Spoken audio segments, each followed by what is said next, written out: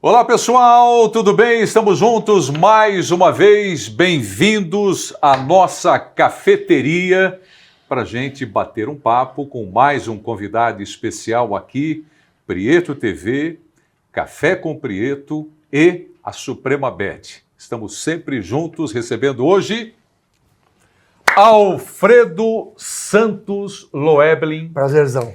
O prazer é todo meu te receber aqui, uma alegria que Obrigado. Ficava bravo quando a turma falava o nome dele errado. Não sei se isso mudou, né? Porque muita gente fala Alfredo dos Santos Loeblin. Não é dos Santos, é só Alfredo Só Santos Loeblin. De onde saiu o dos?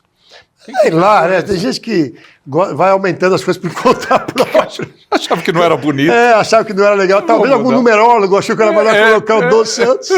Mas muito obrigado pelo convite. É um prazer estar com você aqui, Pedro. Prazer é todo meu. Eu tenho uma curiosidade muito grande em bater papo com árbitro de futebol. O Loeblin, ex-árbitro de futebol, evidentemente, e passou pelas categorias, subiu pra caramba, estava ali pronto para fazer Copa do Mundo e tudo mais. A gente vai falar sobre tudo isso. E eu tenho muita curiosidade a respeito do que acontece naqueles diálogos de jogador com o árbitro. Hoje até é assim, né? Bom, eu vou te entrevistar assim, ó. Né? Hoje todo mundo bota a mão na boca para não aparecer nada e tudo mais. Mas vamos lá. Para começar, a arbitragem no Brasil tá boa ou não? Não tá, né? Não tá, não. E eu acho que passa são dois fatos que eu levo como primordiais para esse momento. O primeiro deles é que as comissões de arbitragem são muito mais políticas do que técnicas. Então, há uma preocupação muito grande com o alarde do nome divulgado. Olha, vamos colocar aqui quem apitou final de Copa do Mundo. Olha, vamos... E não é esse o procedimento correto. Quer dizer, eu vejo uma CBF hoje, se ela tivesse, e nenhum demérito a quem está lá, tá? Mas assim, eu gostaria que tivesse uma comissão, por exemplo, Sidraque Marinho, Dacildo Mourão, Antônio Pereira da Silva, que talvez os mais jovens não vão lembrar tanto, mas árbitros que na época, 80, 90, nós tínhamos uma arbitragem muito boa no Brasil. O Sidraque acho que teve de Sergipe, né? Sergipe. Acho que ele teve na Federação Sergipana. Teve. O Dacildo também teve na Cearense. O Antônio Pereira teve na Goiana. De Goiás. De Goiás, que é um cara maravilhoso e um cara muito inteligente, porque a arbitragem não é matemática. Né? Então se eu conhecer as regras todas eu vou ser um grande árbitro? Não. A arbitragem, tem uma frase na arbitragem que arbitrar é pensar, é inteligência emocional. Você não apita todo o jogo de forma igual. Quando o Armando Marques disse, tem falta que você vê e falta que você não vê... Ih, rapaz, isso... Você lembra disso? Lógico que eu lembro. Mas ele estava certo. Não me lembrava mais. Mas isso gerou uma discussão. Como... Porque a discussão foi como é que tem falta que você não vê. Então você está falando para o árbitro não enxergar a falta? Não aplicar a falta, a punição? Não, é o momento do jogo. Tá? Então, assim, o jogo está 4-0 pro time... Não me vem com história de administrar jogo. Não, administrar é uma palavra que eu não gosto. Porque administrar dá a impressão de jeitinho legal. Brasileiro. Não tá? gosto disso. Mas você tem que apitar o jogo com inteligência. Então, por exemplo, eu vou te dar um exemplo que aconteceu comigo, tá? Eu estava apitando um Vasco da Gama e Náutico, lá em Recife. Adoro a torcida do Náutico, sempre tratava a gente muito bem. Mas estava 4-0 pro Vasco. No Aflitos? No Aflitos. E que é um campo muito legal de se apitar, eu gosto bastante. Eu queria ter um apartamento naquele prédio ali, que é maravilhoso. Sem dúvida, eu gosto muito. Muricy Ramalho é o cara mais querido da história do Náutico. Ele era o técnico do Náutico? Não era o Muricy. Mas estava 4-0 pro Vasco. E a torcida pé da vida, blá, blá, blá, blá, blá. Começaram a jogar coisa no campo, paramos o jogo, conversa, um policiamento. Eu nunca tive problema com policiamento, sempre o policiamento foi muito no Brasil inteiro. Alguns mais rigorosos e outros um pouco mais políticos, mas sempre dando a atenção necessária. Pá. E eu lembro que aos mais ou menos 43, 44 segundo tempo, teve um lance na área a favor do Vasco que eu poderia ter dado pênalti. Poderia ter dado pênalti, mas a pergunta é, eu deveria? Já estava 4-0. 44 de segundo tempo, aquele pênalti que eu acho que foi, tá? Mas eu não marcar, não mudou nada, e se eu marco um pênalti duvidoso... Já estavam atirando coisa no campo. Não, assim, o que podia gerar ao jogo e à arbitragem, entendeu? Então, não é administrar, é você apitar o jogo com inteligência emocional. Quando termina o jogo... E a torcida possessa, aquela coisa toda, blá, blá, blá, blá. Nós fomos sair do Aflitos e a torcida lá fora queria pegar os jogadores do Náutico. E de repente eu escutei assim, nós estamos de terno e tal, Juizão, abre aí, deixa o juiz passar aí, Juizão, boa viagem e tal. Porra! Você tava de bem com a torcida? Lógico, eu tirei foto. Isso é raro, hein? Sem zoeira. Isso é raro. Eu tirei foto com o presidente de uma torcida do Náutico. Tá brincando. Sim, então, assim, é um processo, eu acho que dentro do campo, óbvio que o palavrão existe, tá? Porque o palavrão tem a diferença, você sabe disso, e quem está nos acompanhando, o palavrão agressivo é aquele palavrão do dia a dia, que você fala pro seu amigo, você pode, entendeu? Enfim. Aquela coisa intimista. Isso, exatamente, intimista. Eu nunca gostei de xingar jogador, porque o árbitro ele tem autoridade. A partir do momento que ele xinga, eu acho que ele vira autoritário. Porque você não pode me xingar enquanto jogador, mas eu posso xingar você. Mas jogador xingar também. Olha lá. O Adil, que jogou no Corinthians, sim, o Adil falava 335 palavrões por jogo dentro de campo. Mas não direcionado para o árbitro. Não, conversando, entendeu? Você quer isso, entendeu? Entendi, não me isso, entendi, entendeu? entendi. Mas assim, você não conseguia pegar ele num cartão por causa disso. Era impressionante. Entendi. Então, eu vejo de uma maneira que depende muito como você trata o jogo. Apitar o Madureira e Olaria na Rua Bariri, por exemplo, é diferente de você apitar um São Paulo e Flamengo. Mas não é todo jogo que dá para você... Você falou que não usa administrar. Como é que você falou? Não é bom senso também? Eu acho que você tem que ter inteligência emocional. Inteligência emocional. Porque tem jogo que está valendo ali saldo de gols, por exemplo, dependendo da competição. Sem dúvida. Mas o árbitro, ele não vê isso quando ele vai... Ele tem que fazer um plano de jogo, um plano de trabalho. Ele não pode olhar quem tem 2 cartões amarelos, quem é o artilheiro do campeonato. Ele não faz isso. Esse plano de arbitragem é junto com os assistentes? Com os assistentes. Então explica para mim o que é isso. É uma reunião que vocês fazem antes? Quando você viaja de um estado para o outro, você faz no avião, se não tiver ninguém de olho, ou faz no hotel. Quando você vai na Federação Paulista, tem o carro para te levar para o interior, para apitar. Você faz dentro do carro, ou quando você para almoçar, você faz um plano de trabalho. O que é esse plano de trabalho? Simula com algum jogo para mim? Pode ser de fato que aconteceu. Vamos supor. Vou pegar um jogo que aconteceu. Era América de Rio Preto e Corinthians. Foi meu primeiro jogo do Corinthians no campo antigo do América. Lá em Rio Preto. Hoje é o shopping, se não me engano, lá. Acho que é um shopping. Mas era meu primeiro jogo de Corinthians. 4h, TV aberta. Então, assim, evidente, minha família era muito separada. Metade Palmeiras, metade Corinthians. Eu tinha uma irmã São Paulina, mas era metade Palmeiras. Então, assim, eu tinha um lado que sabia e o outro lado que estava pé da vida, porque eu ia apitar o jogo dos caras. Então, o que eu fiz? Eu nunca vou esquecer. Tinha um posto, hoje não tem... Tem esse posto, mas está muito caído hoje, não é? Esse posto de rede que chamava Quatrocentão, lá em Rio Preto. Chegando em Rio Preto, a gente parava para almoçar ali, e nós paramos para almoçar tudo, e eu fiz questão de parar e almoçar lá. Quando acabamos de almoçar, vamos levantar? Não, espera. Vamos conversar sobre o jogo? Nós estamos falando de um Corinthians que tem jogadores, alguns mais folgados. Hoje é meu irmão, mas o Ronaldo Giovanelli não era fácil. O goleirão? Porque no começo eu não era o Loeblin, eu era o Alfredo. Ele era o Ronaldo. Ele já era o Ronaldo Giovanelli, goleiro do Corinthians. Então ele deve ter olhado e falado, o que esse cara está fazendo aqui? Ele vai querer crescer em cima de mim? Fora isso, tinha a questão familiar que eu disse para você, tinha a questão de TV, primeiro jogo meu de Corinthians na televisão. Tem muita coisa envolvida. Isso. Cara. Então nós fizemos um plano de trabalho que foi o seguinte, nunca vou esquecer, olha, começo do jogo, eu vou, porque assim, a gente sabe como é que é o time do interior, às vezes o cara quer aproveitar a televisão e quer mostrar trabalho, quer chegar mais junto, não quer dar moleza. Então eu vou apitar tudo no começo do jogo.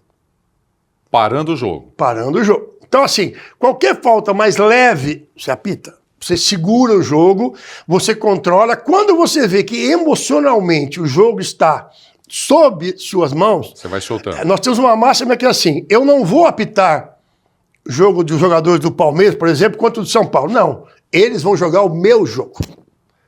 Eu que vou liberar. Eu que vou soltar, porque senão você se perde. Beleza. Nos primeiros 15 minutos, nós administramos o jogo, tranquilamente. E aí eu fui soltando, foi aquilo. Eu nunca gostei disso. Mas eu estou começando a entender. Não, veja. O papo é bom, eu estou começando a entender a responsabilidade que você tem nas costas, desculpa te interromper, Por favor. mas é um lance, um jogo pegado, que começa e falta dura, logo de cara e o árbitro deixa rolar. Você perde o jogo, perde a mão. Você percebe que nos jogos de Sul-América, principalmente seleções, tá? Eliminatórios de Copa do Mundo, o árbitro, no começo, ele não mostra muitos cartões. A FIFA não gosta de muitos cartões. Eu, enquanto era árbitro FIFA, a recomendação era segura um pouco os cartões, porque se pensa muito no produto. Então, se você começa amarelo, você vai expulsar. Daqui 3 rodadas você vai ter um grande clássico que o cara não vai jogar porque aquele tomou um amarelo porque ele falou pra você é bobinho. Você tá entendendo? Entendi. Então, assim, isso não quer deixar, não é você não cumprir as regras do jogo, tá? Não é isso. É você saber como e quando cumprir as regras do jogo. Essa é a diferença de um apitador e de um árbitro de futebol de ponta. Então, por exemplo, eu aprendi muito, que é um árbitro, eu falei do Sidraque, mas o Antônio Pereira, ele era de uma inteligência absurda apitando. Ele parecia bonachão. Cara, ele parecia... Ele não era um grandão? Isso. Parecia que ele apitava assim, sorrindo, brincando. Era isso mesmo? Parecia que ele estava no churrasco. Isso, eu falava pra ele assim, Pereirão... Brincalhão pra caramba. Pereirão, e você ser o 4º árbitro hoje no Morumbi, um jogo difícil lá, sei lá, um São Paulo e um Flamengo, eu quero aprender, pelo amor de Deus. Aquela porrada ali, chegava no cara... É isso aí. Então, assim, então ele tinha que mostrar, ele mostrou futebol, repito, não é matemática. Se você apitar futebol com o livro de regra embaixo do braço, eu vou aplicar tudo, os clubes não querem que você atue. Agora, eu, graças a Deus, cheguei rapidamente a essa condição de ter um equilíbrio, longe de ser perfeito, cometendo muitos erros, a discussão não é essa, mas sempre tendo uma interpretação. Eu fico meio impressionado hoje, você liga a televisão, alguns analistas que nunca apitaram, nem o Lari Madureira, o árbitro foi bem porque aqui foi falta, aqui não foi. Não é isso, gente. Você vê uma arbitragem boa em cima de colocação, critério o jogo inteiro. Eu não gosto muito, eu nunca vou esquecer, eu fiz uma reserva de Palmeiras e Penharol, Parque Antártica. E na época, o Palmeiras tinha aquela jogada fatal. Era o quê? Arce, Flávio Conceição e Paulo Nunes. O que era? Libertadores? Era Mercosul. Mercosul. E aí, falei, puta, vou aprender com esse cara, hein? Um argentino, um jogo desse naipe, com 15 de jogo, 15. Ele tinha amarelado o Arce e o Flávio Conceição. Ele matou o Palmeiras. Porque daí o Filipão ficou uma onça, né? Quando eu fui no intervalo pegar a assinatura, o Filipão, tá... Lógico, o Filipão tá certo. Porque o cara, ele segura o Palmeiras em 2 amarelos no começo, que daí o Arce e o Flávio já não podiam descer tanto, para não tomar o cartão no contra-ataque. Então, 2 jogadores de marcação, lateral e volante. Então aí essa é a leitura que você faz da arbitragem. Além de que hoje você tem uma diferença. Você pega a final ontem lá, Itália e Portugal, né? Semana passada, não lembro quando foi. Bom, foi lá. A final das nações. Alguém vai para cima do árbitro? Não vai. Até você percebe que conversa, mas com uma educação, também não precisa ser rugby, que o cara só pode chegar a Vossa Excelências, cada um não chega. Sul-americano é completamente diferente. É muito difícil você apitar Libertadores por causa disso. Né?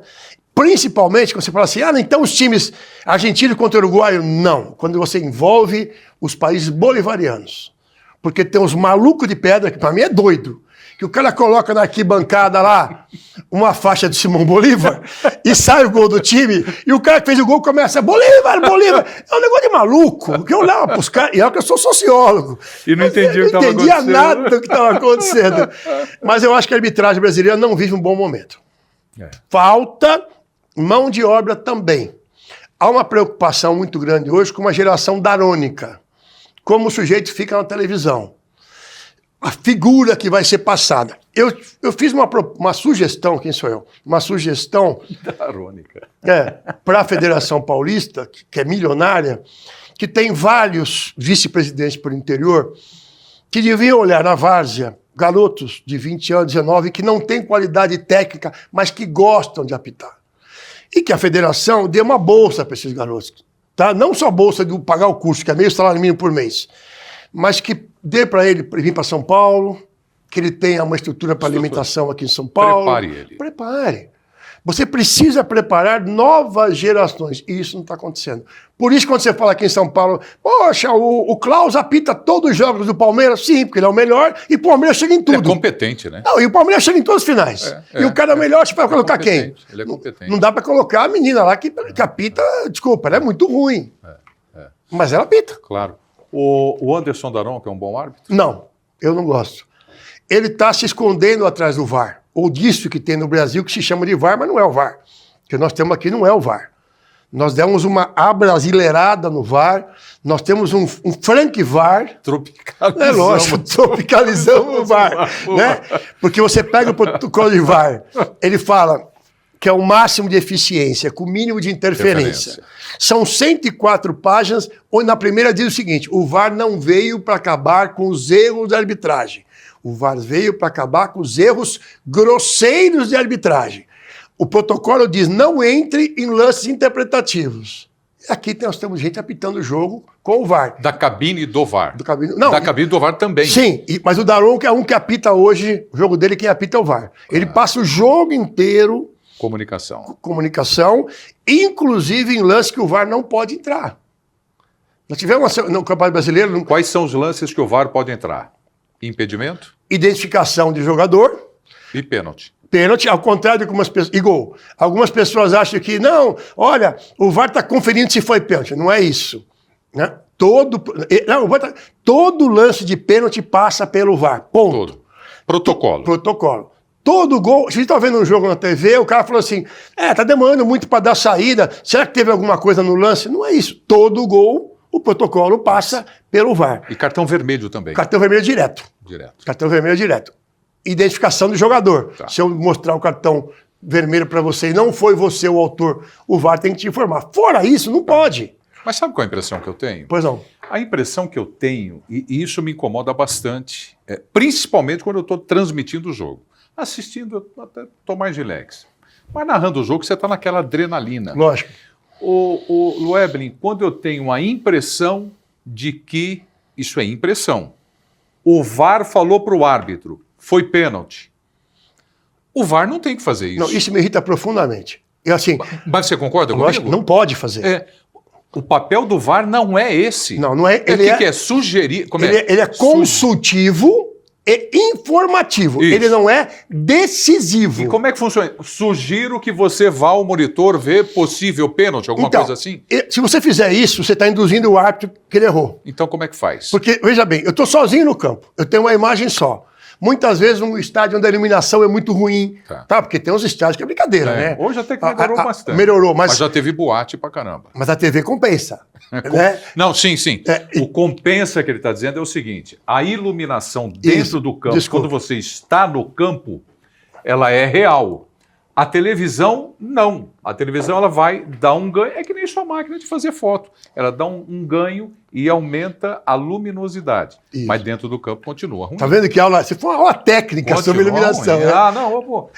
Deixa eu contar uma historinha aqui rápida. Uma vez eu estava batendo papo com um ex-goleiro do Botafogo e ele falou assim para mim, Prieto, você sabia que no Caio Martins, lembra do Caio Martins? Apitei lá, jogos Niterói. Opa. Ele falou, a iluminação, ela faz uma sombra pelo menos 1 metro para dentro do campo na lateral.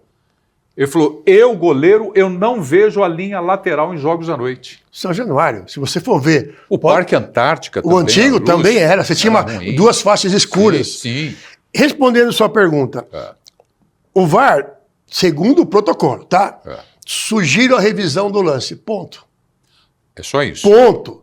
Porque olha só, eu estou lá dentro de campo, com a imagem só. Não tem possível coisa nenhuma. Não, porque se você falar, olha só, você está na cabine, agora tem 3 caras só, mas eram 8, hein? É muita coisa, né? 8. É garçom do VAR. Aquela discussão toda é ridícula no ouvido do árbitro. Foi, olha lá, foi pênalti, não foi. Quem é que disse que o VAR ou que o VAR pode falar no ouvido do árbitro? Foi pênalti, hein? Ó, aqui tá tudo normal. Não é o papel dele. Quem continua apitando o jogo é o árbitro de campo. Ponto. Sugiro uma revisão do lance. O cara fala assim, não, sugiro revisão possível penal. Opa, os caras estão com 5 câmeras, tudo para eles ali de lance. É lógico que você vai me induzir, eu já vou ver a imagem Concorda comigo ou não? Claro. Eu estou sendo sugestionável à mudança. Então, é o que me incomoda que você percebe isso. Exatamente. E o cara que está no VAR, ele passa a ter um poder que ele não conseguiu dentro de campo. Se você pegar hoje a lista dos VAR brasileiros, a grande maioria não apitou nada. Não bandeirou um jogo forte. Pessoal do VAR? E você não pode ter, por exemplo, ex-árbitros experientes com 50 anos? Poderia. Não seria legal? Mas você acha que as comissões de arbitragem querem correr risco de ter, trabalhando nos jogos, quem conhece mais que eles?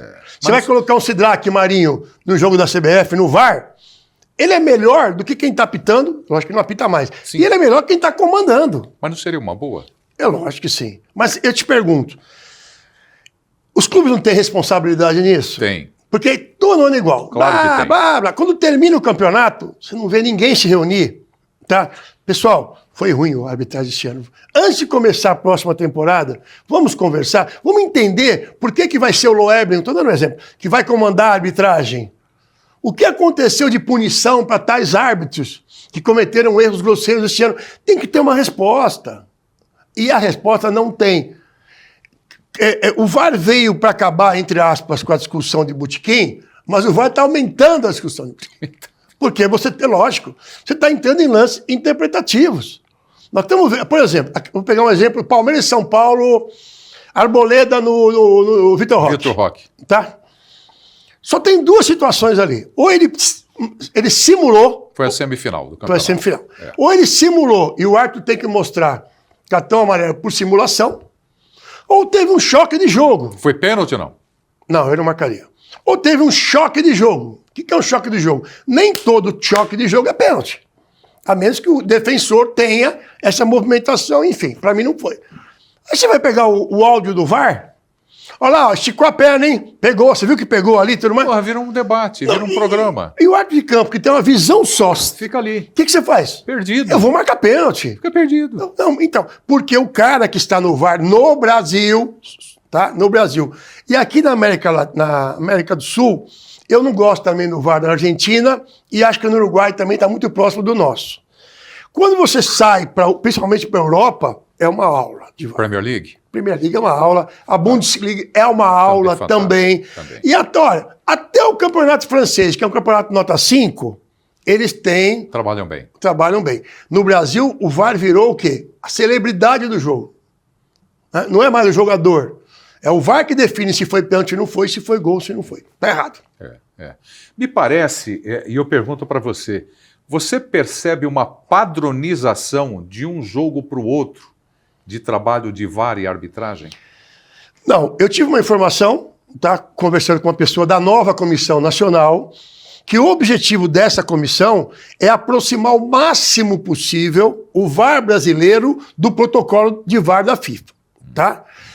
Não vai ser fácil, o torcedor já foi iludido por 2019, são 6 anos que ele vem sendo iludido com um produto que não é o que a FIFA, que eu entendo que é a grande culpada, porque ela devia fazer, não tem interpretação. É isso aqui. Acabou. Não é o que você faz no seu país. Aqui no Brasil é informação. Quando veio, vamos fazer do jeito que eles querem, depois a gente vai vendo dentro do futebol brasileiro como é que funciona. Até porque a FIFA é uma entidade do futebol do mundo. Então... Não é europeia, não é sul-americana, não é asiática. Se você perceber, os jogos do Campeonato Brasileiro, nós estamos tendo já uma influência menor em lances interpretativos do VAR. Longe ainda do que tem que ser, mas está diminuindo. O problema todo é que quem paga o produto, o consumidor, o torcedor que paga o produto, ele fica, não tem cabimento. Que foi uma discussão que eu tive dentro da CBF quando veio o VAR, que chamaram a imprensa para poder mostrar como é que ia. Eu só... tá. Aí quando terminou, o cara não gostou muito. Eu falei, dá licença, onde é que está escrito isso que vocês falaram aí? Me mostra no protocolo onde é que está escrito que tem que entrar em lance interpretativo. Está ao contrário, que não é para entrar em lance interpretativo, a menos que esteja fora do campo visual do árbitro. Claro. Nós estamos tendo lance que o árbitro está de frente para a área, Pietro. Viu o lance, ele achou que não foi nada. Então, é aí que eu estou dizendo para você, porque muita gente deve ter imaginado, pô, Preto, você está narrando o jogo, como é que você imagina que o pessoal do VAR está sugestionando alguma coisa para o árbitro? É exatamente o que você está colocando. É isso aí. Ele está a 4 metros, 5 metros do lance. É isso mesmo. Ele vendo Aí você roda o primeiro replay, câmera de cima, câmera 2, câmera atrás do gol, e o árbitro aparece super bem colocado. Ponto, né? O ideal é o que faz na Premier League, que eles não conversam com o árbitro na revisão do árbitro.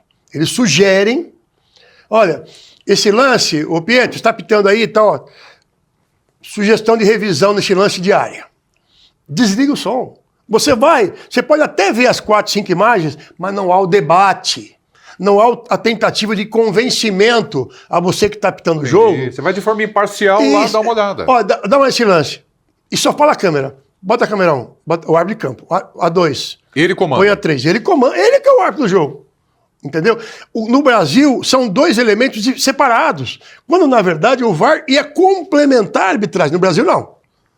É o árbitro de campo e o VAR tentando sobressair a decisão de campo. Então tá errado, o torcedor brasileiro está sendo lesado. Olha, a discussão de arbitragem, você mesmo colocou agora há pouco, no botequim e tal, sempre é uma baita confusão e tal. É difícil. Às vezes o cara, a paixão pelo time, ele está vendo que foi pênalti, mas ele não admite. Isso faz parte de toda a discussão e tudo mais. De modo que eu tenho uma curiosidade. Claro. Eu entrevistei aqui nessa cadeira, aqui na nossa cafeteria, o Dodô. Gente boa demais. Dodô. Foi uma baita entrevista, assim como está sendo a sua também. Muito obrigado. E no bate-papo com o Dodô, eu falei, pô, cara, eu tenho uma baita curiosidade para saber como as coisas funcionam. E é para isso que eu estou fazendo esse programa. Eu quero levar para o público o bastidor do trabalho de vocês, do jogador do futebol, do árbitro de futebol. Aí vem o questionamento. Eu perguntei para o Dodô sobre vestiário. Como é que funciona o vestiário? E do árbitro, como é o vestiário do árbitro no intervalo do jogo? Boa! No intervalo do jogo. Boa. O cara foi vaiado, um pênalti, um impedimento, aquela baita confusão, ameaçaram entrar em campo, invadir. E o cara vai pro vestiário e ele sabe que lá no vestiário, no armário dele, tem um celular. E que pode estar chegando mensagem da esposa, do filho, do sogro. Comissão de arbitragem. E você combina o quê? E aí? Você pega e fala pra tua esposa assim, ó, eu não posso te ligar, mas no intervalo, o telefone tá aqui do Vibracal. Eu vou colocar no bolso e falar que vou no banheiro. Você me liga. Não pode, mas aí ela liga. E fala, olha, estão falando bem de você pra caramba hoje, hein? Tá indo bem. Agora e o contrário? Meu, você deu um pênalti que não foi. Tá? É muito perigoso. Mas acontece ou não? Opa, para! Acontece? É lógico que sim. É lógico que sim. Vai lá ver o celular no intervalo? Hoje a CBF, a federações estão mais espertas. E o delegado do jogo, ele já fica de olho no vestiário, entendeu? O delegado entra no vestiário? O delegado do jogo entra no vestiário, vai tomar uma água, vai no banheiro. E às vezes o pau come entre os árbitros. Tá? Fica achando que dentro do vestiário há um respeito muito grande religioso, cada um fica no seu canto, seja com uma imagem, com Bíblia, com incenso. Mas assim, no intervalo o pau fecha. É mesmo? Porque se você pediu, ó, vamos cumprir. Eu tinha uma situação no São Paulo e Portuguesa. Me conta alguma aí depois. Então eu vou te contar. Quer continuar agora? Não, me fala primeiro, vamos marcar aqui. Marca, tá. Pau no vestiário. Tá. Mas me fala esse negócio de ir lá, pegar o celular e ver mensagem ou até mesmo uma ligação. Não pode, é proibido. É proibido. O que eu fazia, a minha geração fazia, eu combinava com a minha esposa. Tinha celular já? Já tinha. Tô ficando velho, mas tinha celular já. Tinha aquele Motorola que parecia um tijolo, você lembra? E aí... StarTAC? Não, StarTAC era Motorola, eu não lembro o nome agora do número. E aí o que acontecia? Eu pegava e combinava. Manda aí, Helder, pra mim o nome, que você sabe tudo de celular. Eu pegava e combinava com ele, ó, intervalo, você já sabe, né? Aí eu ia ali, enrolava, já estava o celular enrolado numa toalha, eu ia no banheiro, tal, fechava o box, ligava, eu sabia que, né? Ou ela ligava, eu não falava nada, eu só escutava. Ó, estão falando bem, mas você errou esse pênalti aqui, estão falando que você está se colocando mal em campo, etc e tal. O perigo disso, se for um erro muito grosseiro, né? Se for um erro muito grosseiro, você sabe que tem um estudo que o árbitro toma, em média, 300 decisões por jogo. E que ele erra, em média, dessas decisões, 9%. Pô, é nada. Só que não, 9 não, minto, 3%. Que seria, em média, 9 vezes. problema é que se ele erra, 13. lateral, perdeu a vantagem, vai. Tudo bem. Agora, quando é o pênalti, quando não foi. E você sabe, pela reclamação dos jogadores, quando tem um negócio que não tá muito legal. Você percebe na cara dele. Percebe. A Não, reação. Pênalti, todo mundo reclama. Pode ser um pênalti que a mãe do cara em casa viu que ele fez o pênalti. Dentro de campo, os caras não foi. Tentando induzir você lá na frente a, num lance duvidoso, compensar. A palavra é essa. E árbitro compensa? Se for um árbitro maduro, não. Se for um árbitro mais jovem ou suscetível à pressão, as federações sabem que o sistema precisa dos dois. Precisa do árbitro maluco, que não era maluco, e precisava do árbitro, e precisa do árbitro mais... Não queria usar o termo, vou usar complacente, tá bom? Você assim? era um maluco. Porque assim, eu optei 17 jogos do Flamengo na minha carreira. Sabe quantos no Rio de Janeiro? Porque não interessava. Entendeu? Interessava o quê? Fora. Porque se o cara chutasse a minha porta, eu estava ferrado no segundo tempo, que eu ia ser mais rigoroso ainda. Então, os clubes sabiam disso. Sabem que o sistema sabe quem é o árbitro rigoroso e quem é o árbitro que mais solera, que conversa mais. Então, na minha casa, eu prefiro um árbitro mais... assim, boa de papo. Fora eu quero um cara linha dura. Pau dentro do vestiário, assistentes e quarto árbitro. Que experiência... Você tem uma passagem no Canindé. Que experiência que você tem para contar gente? São Paulo e... papo bom, hein? São Paulo e Portuguesa. Aonde? No Canindé. Canindé. E o ex-presidente Fará, falecido, que Deus o tenha, ele deu uma ordem. Ele tinha brigado com a Rede Globo. E a Globo tinha colocado o jogo 9h30. Por causa da novela. E aí eu saí da federação e ele me ligou e falou assim: Loebling, esse jogo vai começar 9h15. Você se vira. Presidente, está tudo anunciando 9h30. É 9h15. Senão você vai se ver comigo. Tá bom. Avisei os clubes, era o Candinho e o Nelsinho. O Candinho na Portuguesa e o Nelsinho em São Paulo. Ele falou: gente, Sotomayor. É 9h15. Vocês têm certeza, Loebling? É 9h15, tá bom. Entramos 9h05, aqueceu aquela coisa toda. De repente, quando eu vejo quem entra no campo... Repórter. Mauro Naves. Lógico! O Mauro Naves de costa pra TV. Isso. O Mauro Naves entrou de costa pra TV com o celular na mão e fazia assim pra mim, ó. Fazia pra mim assim. Eu falei: Mauro, eu adoro o Mauro Naves. Eu falei: Mauro, você vai me quebrar. Não, vira pra arquibancada, atende que é o Fará. Fala, presidente, pode ser 9h30. Já me quebrou. Eu passei 10 minutos apanhando da televisão e das rádios. Como é que eu fiz isso e tudo mais? Eu fui no Nelsinho bater papo, fui no Candinho, já estava nervoso aquele jogo. Começa o jogo, 0x0, 0x0, uma jogada ali de fundo, Denilson, eu estou olhando para a jogada, e nós tínhamos combinado no tal plano de trabalho que o que tivesse fora do meu campo visual, o assistente assinala. Ele cruza para a área, tem um jogador da Portuguesa caído, acho que é o César, e sozinho o França, pau, 1x0 São Paulo. Zagueiro César. Eu olho para o assistente, ele corre para o meio de campo. Gol. Pela reação dos jogadores da Portuguesa, eu já comecei a ver que tinha alguma coisa que estava errada. Ficou em dúvida. Intervalo, os caras vieram reclamar, veio o policiamento, ele chegou em mim... você já tinha dado gol. Deu gol, confirmei. O assistente correu. Tem que ser muito rápido, né? Aí, chegou tal... No intervalo, ele chegou no meio de campo, eu falei: não teve nada lá não, que os caras estão reclamando muito. Imagina... Pra quem que você perguntou? O assistente. O César caiu sozinho. Ele cai sozinho, o França nem chegou perto dele. E o França cabeçou sozinho. Morreu o assunto. Mas continuou a pressão muito grande. E naquela época, no Canindé, você vai lembrar que o vestiário de arbitragem, o antigo, atrás do gol, era um negócio desse tamanho. E os caras chutando porta no intervalo. Vai morrer, você não sai daqui, vai llorar. Torcida brava, cara. Eu chamei de novo, na frente do delegado, e falei assim: você tem certeza? Não é comum o que está acontecendo. Ele vira e fala assim: não, teve um empurrãozinho, mas nada para derrubar. Você acha que eu fiquei nervoso? Não. Eu fui para cima dele dentro do vestiário. O delegado segurou. Arrebentou. Pastor, cara, você fala que não tem nada, que o cara não chegou perto, o cara saiu sozinho. Agora, dentro do vestiário, você fala que teve um empurrãozinho? Porra, quando eu fui ver na televisão no dia seguinte, foi falta. Foi empurrãozão, falta. O França, nas costas do César, deslocou ele e tudo mais. Tivemos que sair pela churrascaria. Pô, inferno. O PM teve que buscar meu carro, que naquela época não tinha carro da federação em São Paulo. Meu carro tá dentro do Canindé. Eu falei: PM, quem vai pegar meu carro lá, hein? Não, então vou tirar o seu carro, você espera na ponte e tal. E no dia seguinte, eu, obviamente, comentei tudo com a federação, o que tinha acontecido. Ele foi afastado e tudo mais. Mas, assim, tem briga sim. Fica achando que é uma reunião de escoteiro, que não é, não.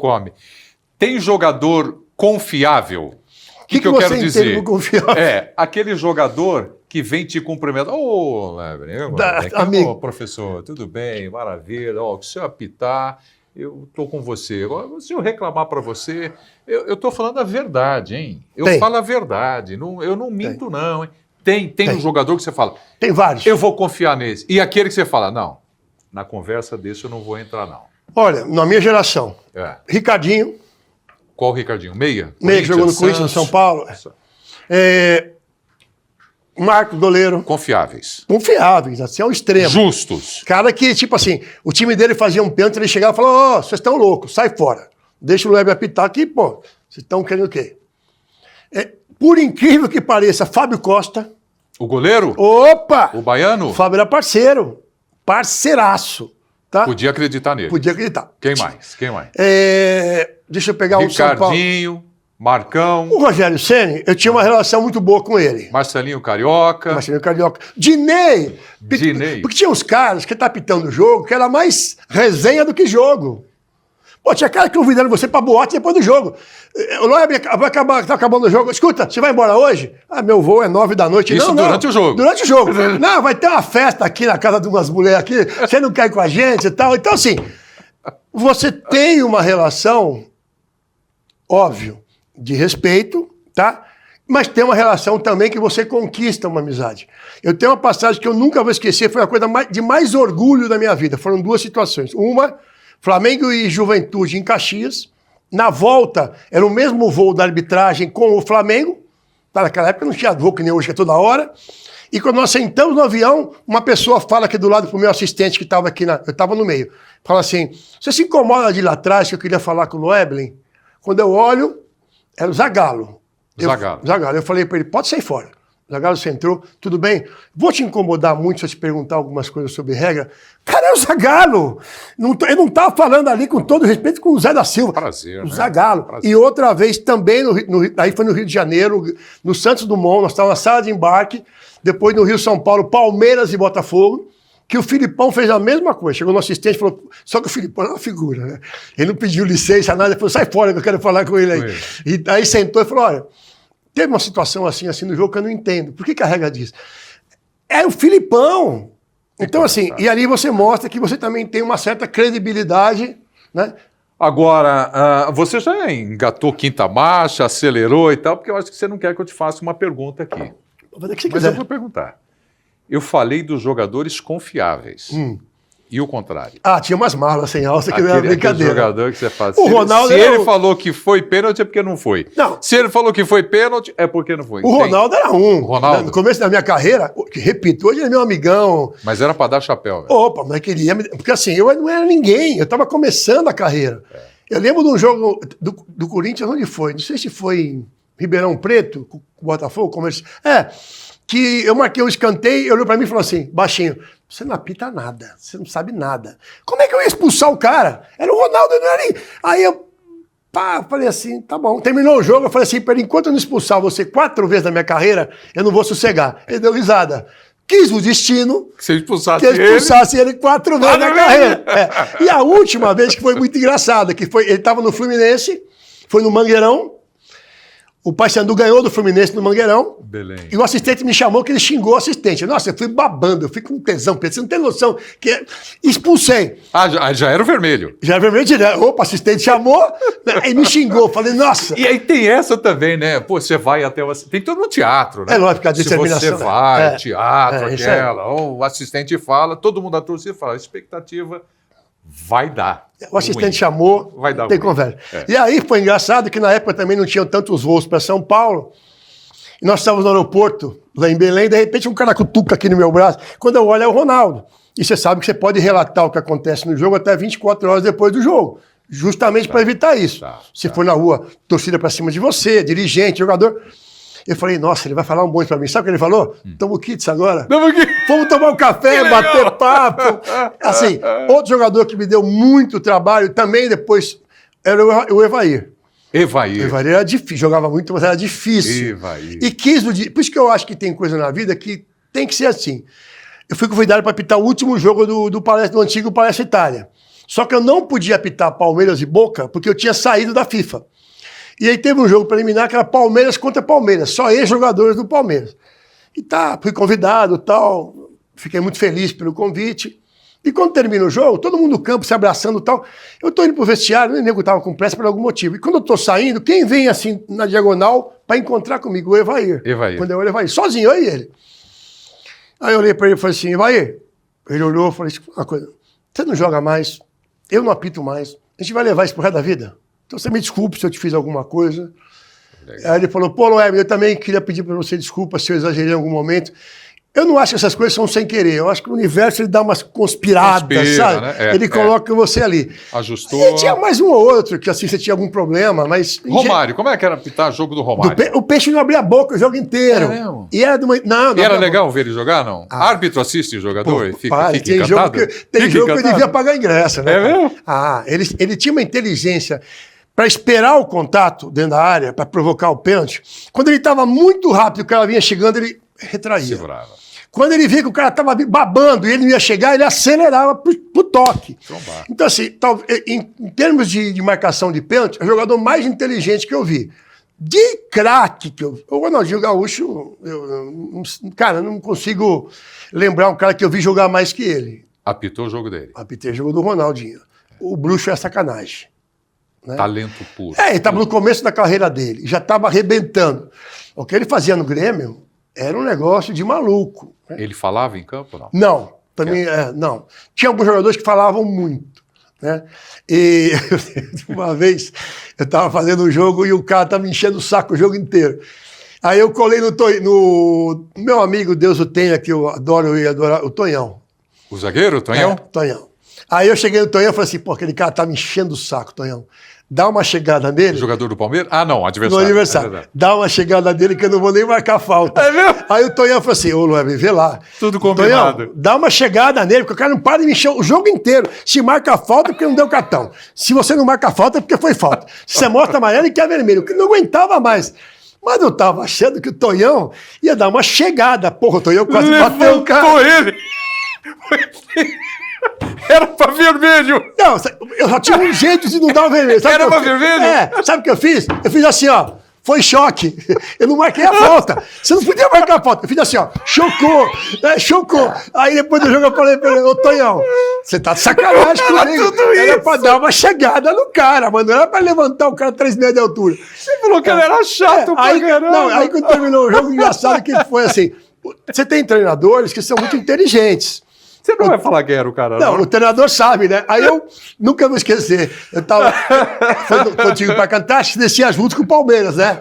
Aí o Filipão olhou pra mim e falou assim, que situação. Todo mundo viu, né? Todo mundo. E eu tomei uma canetada do delegado do jogo, porque ele fazia um relatório, né? Aí no dia seguinte a federação me chamou, né? Aí o Gustavo me chamou, falou assim, brigou a televisão. Gustavo Caetano Rogério, desculpe. Né? Professor de arbitragem. Aí ele botou o lance da televisão e falou assim, você pode me explicar isso? Isso. Por esse ângulo eu não tinha visto. O VAR começou ali, né? Eu falei assim, ó, no campo, eu achei que teve um choque. Aí ele falou, teve um choque, né? Você achou que... Então você vai ficar 2 rodadas em casa para você ver esse lance bastante. Gancho. Peguei um gancho de 2 rodadas. Mas o engraçado... É que eu não lembro qual foi o jogo para te falar, para você procurar o lance. Mas assim, eu falei para ele, ô Tonhão, não faz isso não, filho. É para dar uma chegada. Você quase mandou o cara pro hospital, né? Não, e o pior é que eu não podia marcar. Se eu marco falta, é vermelho. Aí, vermelho. Eu só fiz assim, que foi trombada e toquei o jogo. Vambora. O Edmundo. Apitou o jogo do Edmundo? Apitei. O Edmundo tem uma particularidade. E estava começando a minha carreira, veio um convite para gravar um comercial de uma marca esportiva. E falou assim, olha, é o seguinte, indicaram você e tal, você não quer gravar no Pacaembu, vai ser a madrugada inteira no Pacaembu. Eu ainda não tinha feito grandes jogos. Mas nós gravamos aquele comercial no Pacaembu, que você sabe, comercial é um pé no saco, né? Você grava 400 vezes. Demora a noite inteira. Exatamente. Aliás, foi isso mesmo, a noite inteira. E o Edmundo era o astro do comercial. Então, em cada interrupção que a gente ia comer um negócio ali naquela mesa para comer, a gente ia batendo papo. Então, eu fiz não vou dizer amizade, mas um bom relacionamento com o Edmundo. O bom árbitro, ele é treinado, Pietro, a descobrir quem é o líder do time, que não necessariamente é o capitão. Tá? Por exemplo, São Paulo tinha o Rogério Ceni de capitão. Mas ele não participa do jogo continuamente porque ele está na área. Tá bom, então você precisava descobrir quem era. O que eu descobria? Opa, quem está em campo? Ah, tá o Bordon. O Bordon é um cara que você precisava ter ele do seu lado. O Ricardinho... Porque ele liderava. Porra, o Ricardinho uma vez, ele fez um negócio que foi muito bom para mim. Eu estava chegando no Morumbi, ele estava no São Paulo já. Eu estava chegando no Morumbi e estava dando uma entrevista, eu acho que o Vanderlei Nogueira. Ele parou a entrevista que eu estava passando e falou, dá licença, ô Loeblin, o microfone aqui, Loeblin, você tinha razão, não foi falta aquele lance, viu? Desculpe, eu errei de reclamar daquele lance. Puta, eu ganhei um ponto, eu ganhei imprensa que né? Era o Ricardinho, não, era o Ricardinho que estava falando. Então, o árbitro bom hoje, ele precisa ganhar o líder dentro de campo, tá? Trazer o Marcos. Mandava no Palmeiras, era o Marcos. Era o Marcão. Né? Marcão era uma figuraça. Gente boa. Não, né? eu estava no Libertadores, Palmeiras e São Caetano. Eu entrei na área, escanteio pro São Caetano, ele vira para mim e falou assim, ô Loeb, em vez de você apitar, parece fácil, né? Eu peguei o apito e joguei para ele. Falei, apita Toma, aí. Apita. Aí ele fez assim com a luva, eu falei, você tá louco? Eu fui lá, peguei o apito e tal. Depois do intervalo, ele veio dando risada. Falei, então, eu queria jogar um pouco, Marcão. Vamos me dar a luva, vamos trocar. Ganhar o líder também é inteligência emocional. Também é, também é. E técnico? Eu nunca tive... técnico que atrapalha, que ajuda, não tem, né? Não, eu nunca tive problema com os grandes treinadores, nunca, tá? Tinha um ou outro, por exemplo, o Autuori, a gente não tinha um bom relacionamento, mas nunca agressivo. Agora, os treinadores ali, Nelsinho, Felipão, Luxemburgo, que com outros árbitros tinham sérios problemas, comigo não tinham, como presidente de clube. Do Alibe, Mustafa, tá. Beto Zini... Do Guarani. Como é que seria o Abel Ferreira hoje? Comigo? É. Eu ficava em campo 20 segundos. Pô, para, os árbitros estão muito... Não pode agir, isso é regra, não sou eu que estou falando.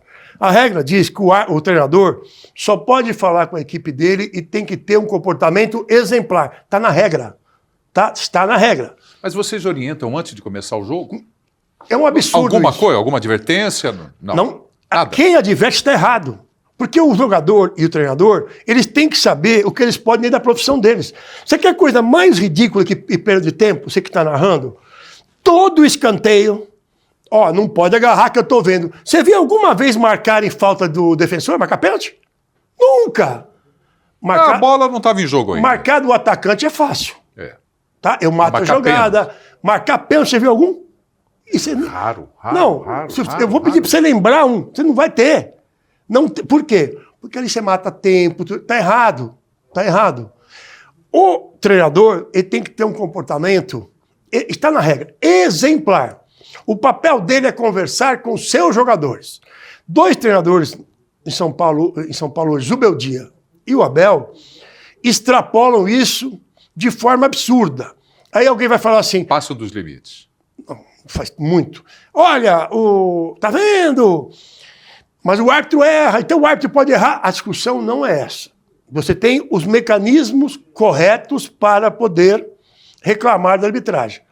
Eu dou assessoria, não posso falar o nome dos clubes em função de contratos de confiabilidade. Tá. Eu dou assessoria para 5 clubes da Série A e 2 da Série B. Tá.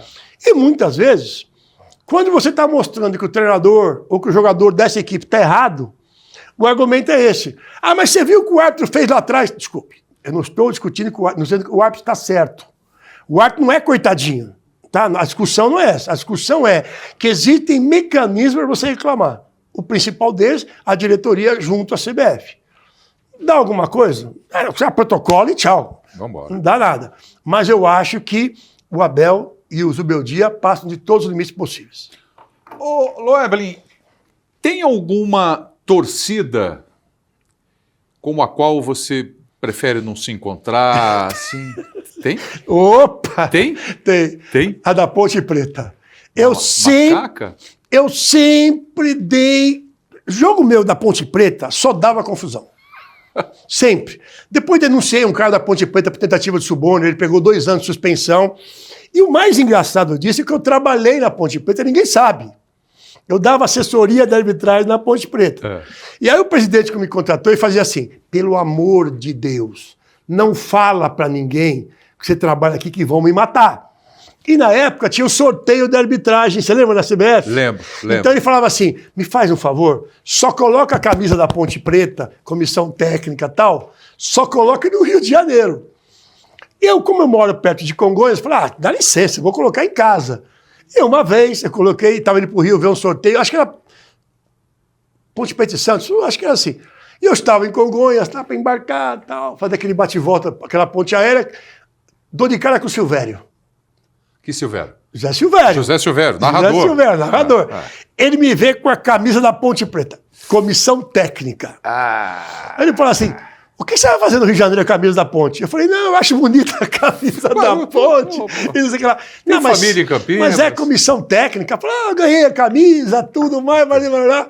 Aí quando eu voltei, eu comentei você deu uma bandeiraça também, né? Eu comentei com o presidente. Aí tomei uma jantada. Ele falou, se alguém da imprensa vier questionar, vai sobrar para você, vou demitir você. Porque não tinha combinado isso. O que é combinado é combinado. Eu fui juvenil. A ideia era você viajar com uma mochilinha, chegou no Rio de Janeiro, troca no aeroporto, pega o táxi, chega na CBF e Ponte Preta, né? Mas foi mal. Viu? Outra coisa, você falou de suborno. Eu tive 2 tentativas de suborno. De suborno? Isso funciona como? Dentro de vestiário, antes do jogo, por telefone? No caso do Comercial e Botafogo de Ribeirão Preto, o Come Fogo, eu expulsei um jogador do Comercial com 5 minutos de jogo, dentro do Palma Travasso.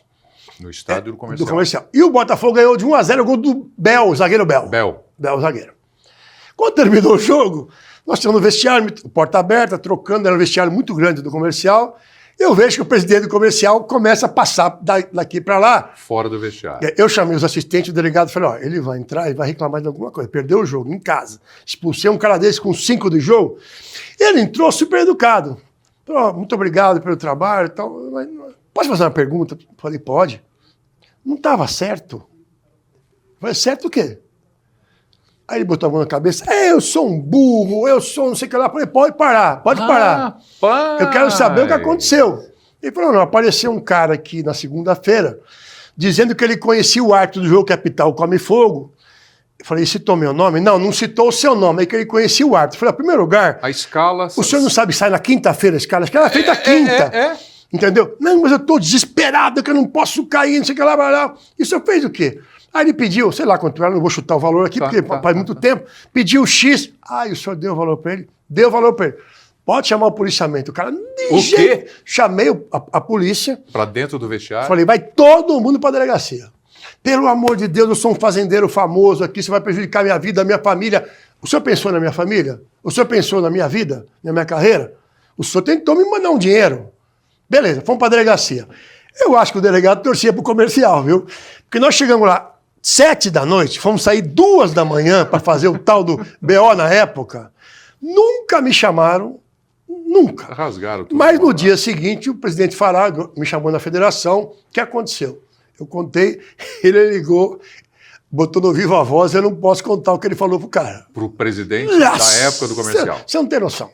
Descascou ele. Mas, olha, eu não conhecia metade dos palavrões que o presidente falou, falou. Deu, né? E o cara do outro lado só, o senhor me desculpe. E ele batia na mesa. Você quer ferrar com o meu árbitro? Quer ferrar com o meu campeonato? Você vai ver o que vai acontecer com você. Se não me engano, ele pegou 1 ano de suspensão. E a outra vez foi num jogo... Suborno. Não, ali foi tentativa. Foi tentativa. E a outra vez, essa eu acho que foi pior, foi no jogo da Ponte Preta com o Santo André, uma noite, uma chuva. Ponte Preta, uma chuva. Moisés Zucarelli? Moisés Zucarelli. Mas uma chuva. Naquela época você usava o uniforme igual, lembra? Ou todo vermelho, ou todo verde. Amarelo, todo azul, Eu lembro de você de amarelinho. Isso, parecia um Garibaldi, né? Magro e alto, correndo. Aí... Lá no Moisés Zucarelli, com você só dava confusão se passasse o trem lá em cima, senão não dava. Era uma barca, o trem é sensacional, né? Aí, naquela época você recebia no estádio. Hoje você não recebe mais. O cachê? A taxa de arbitragem. Mais as despesas da arbitragem, alimentação, tudo mais no estádio. E a Ponte Preta... Recebia como, em dinheiro? Em dinheiro.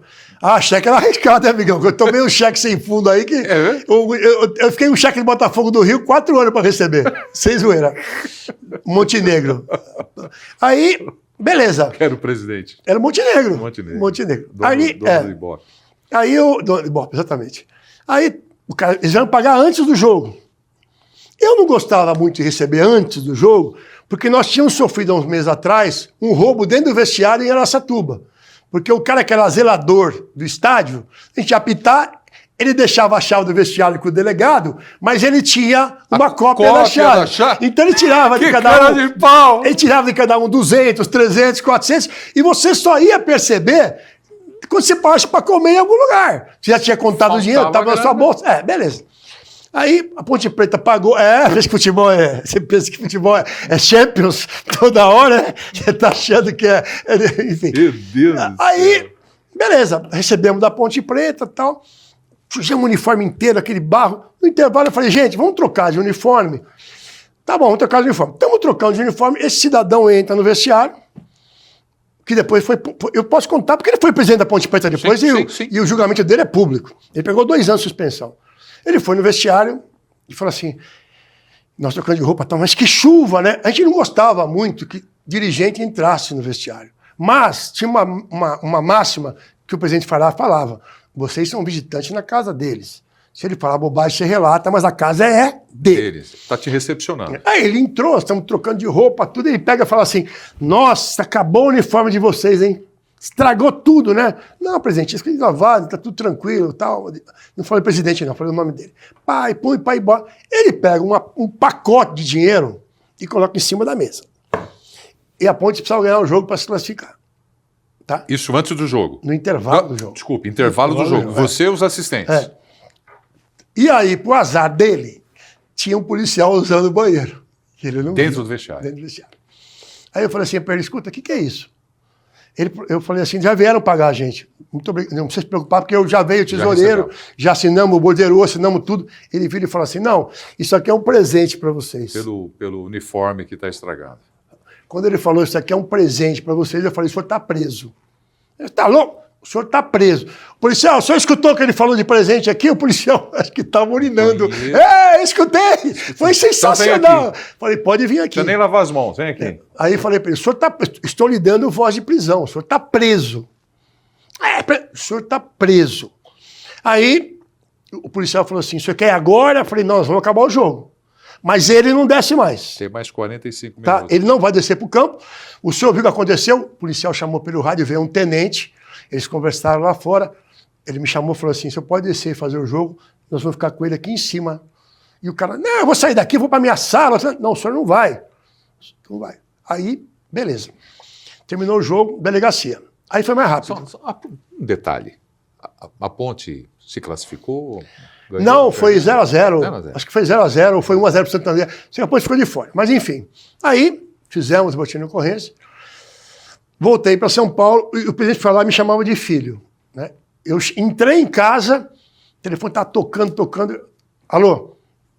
Loeb, tudo bem? Falou, presidente, meu filho, o que aconteceu? Contei tudo para ele. O cara pegou 2 anos de suspensão. 2 anos. E depois virou presidente da Ponte.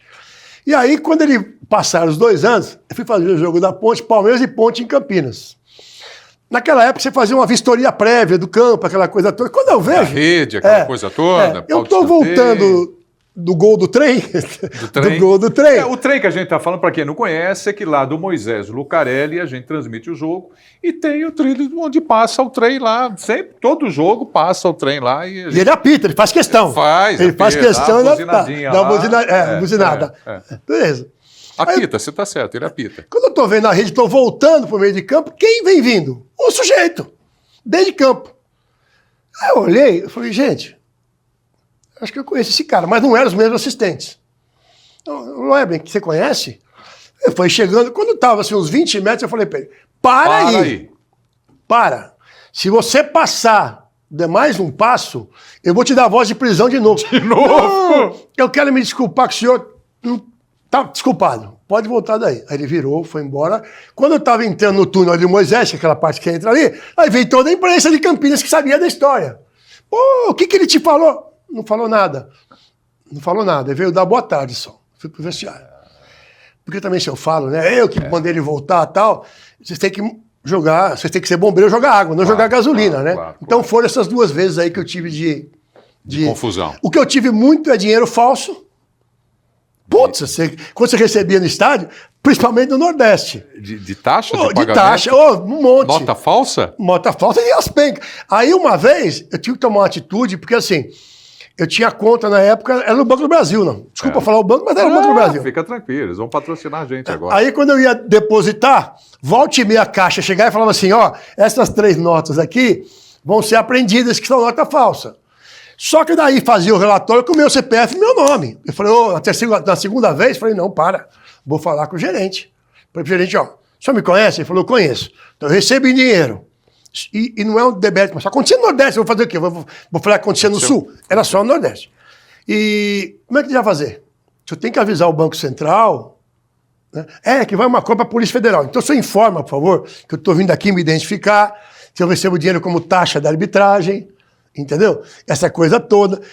Do meu trabalho. Do meu trabalho. E uma vez foi engraçado que o assistente recebeu, e ele foi pagar um negócio no aeroporto acho que foi de Recife, Ele foi pagar o negócio, e a mulher falou assim, essa nota é falsa.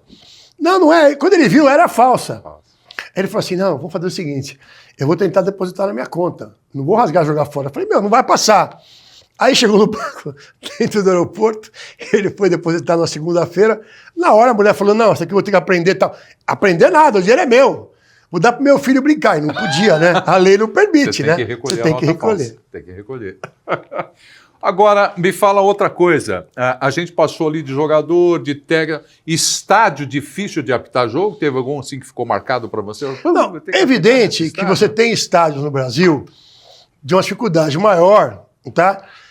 Esses de hoje de concepção de arena são diferentes, né?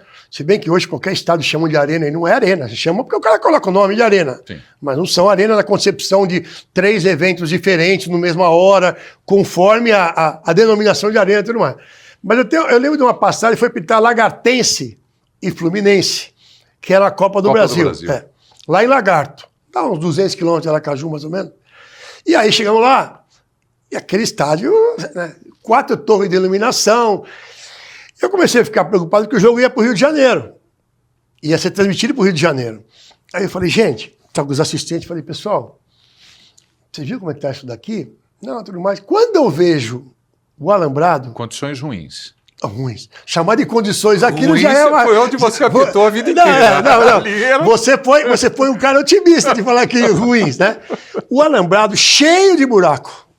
Mas não era buraco assim no alambrado. Passava um homem ali. Um homem? Passava um camelo. Porra, passava um camelo. Mas tinham vários. Aí eu falei, gente, mas lotado o estádio, lotado, Copa do Brasil. Naquela época, se você vencesse com 2 gols fora de casa, eliminava. Não tinha jogo de volta. Exato. Aí, eu peguei, chamei o comandante do policiamento e falei assim, olha, desculpa, eu não tinha... Por causa da eliminação, eu não vi que tinha tanto buraco em alambrado. Não tem condição de fazer o jogo. Ele virou para mim e falou assim, você tá vendo na tribuna ali um senhor de camisa vermelha? O estádio desse tamanho, você viu? Parecia o Javari. Aí eu olhei e falei assim, ó, tem uns 4 ali, mas aquele mais fortinho ali, ele é governador do estado. O senhor sobe lá e fala que você não vai fazer o jogo, fala com ele. Tá? Porque eu não vou, não. Aí eu falei, como é que nós vamos fazer? Vamos fazer o jogo. Ele falou assim, não, eu vou colocar mais policiais no lugar que tinha buraco. E eu apanhando da emissora que estava transmitindo, como é que eu era responsável se tivesse uma confusão. Uma confusão, porque a gente recebia a ordem. Você só não faz o jogo em caso de catástrofe. Extremo. É isso daí. Você sabia disso também? Né? A gente recebia esta ordem e muitas vezes nessa conversa de emissão de televisão com a federação, com a CBF. Tinha que fazer o jogo e tudo mais. Aí nós fizemos o jogo e tudo mais.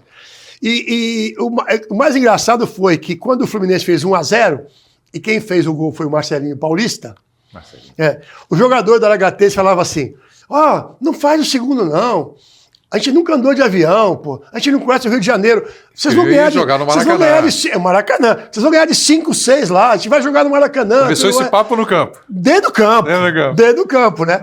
Eu não tinha a ver com isso e tal, né? E assim, eu falei pro Roger ainda, falei, ô Roger... Roger é o goleiro? Não, o Roger... o meia. Eu falei, Roger, e aí?